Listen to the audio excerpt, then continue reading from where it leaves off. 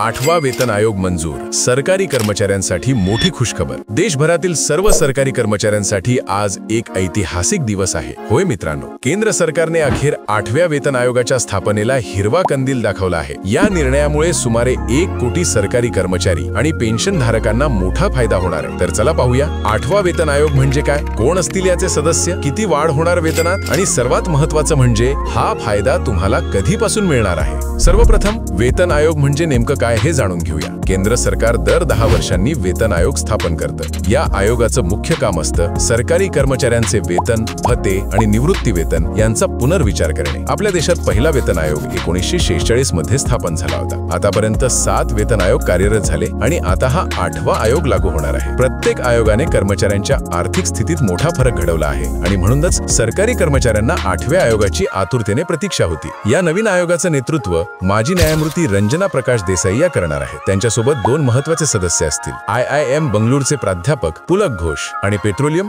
व नैसर्गिक वायू मंत्रालयाचे सचिव पंकज जैन. सरकारने आयोगाला आपला अहवाल सादर करण्यासाठी 18 महिन्यांचा कालावधी दिला आहे. सरकारने स्पष्ट सांगितलं आहे की आयोगाकडून आलेल्या शिफारशी 2027 पासून लागू होऊ शकतात, पण या वाढीव पगाराची प्रभावी तारीख 1 जानेवारी 2026 असेल. याचा अर्थ जर उशीर झाला तर कर्मचाऱ्यांना ॲरियर म्हणजेच थकबाकी वेतन देखील मिळेल. म्हणजेच 2026च्या सुरुवातीपासून वाढीव वेतन लागू होणार आहे, पण पैसे 2027 मध्ये मिळू शकतात. आता सगळ्यात महत्त्वाचा प्रश्न, वेतनात नेमकी किती वाढ होईल? तज्ञांच्या अंदाजानुसार बेसिक पे मध्ये 25 ते 30% वाढ होऊ शकते. सध्याचा फिटमेंट फॅक्टर जो 2.57 आहे तो वाढून 3.68 होण्याची शक्यता आहे. जर तुमचं बेसिक वेतन सध्या 20,000 रुपये असेल तर वाढीनंतर ते 36,000 पर्यंत जाऊ शकतं. पेन्शनधारकांसाठी ही आनंदाची बातमी आहे, कारण त्यांचं पेन्शन अमाऊंटही नवीन दरानुसार वाढणार आहे. 8व्या वेतन आयोगाचा उद्देश केवळ वेतन वाढवणे नाही, तर देशाच्या अर्थव्यवस्थेची शिस्त राखत समान आर्थिक संतुलन ठेवणं आहे. सरकारने स्पष्ट सांगितलं आहे की आयोग खालील मुद्द्यांवर शिफारशी करेल: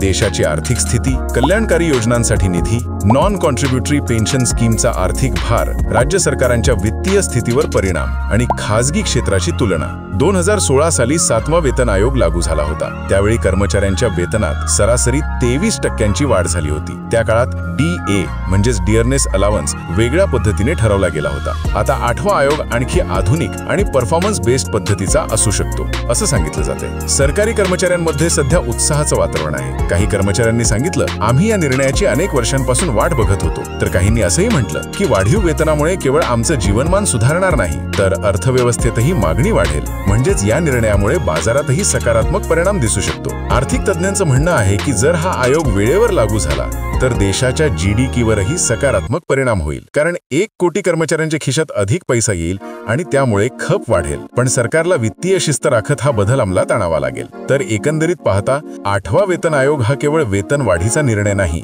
तर कर्मचाऱ्यांच्या मेहनतीला मिळालेल्या मान्यतेचं प्रतीक आहे. 2026 पासून वाढीव वेतन लागू झालं तर हा निर्णय देशाच्या अर्थव्यवस्थेला नवी चालना देईल. मित्रांनो, तुम्हाला या 8व्या वेतन आयोगाबद्दल काय वाटतं? ही वाढ पुरेशी आहे का? तुमचं मत नक्की कमेंटमध्ये लिहा. आणि हो, व्हिडिओ आवडला असेल तर लाईक करा.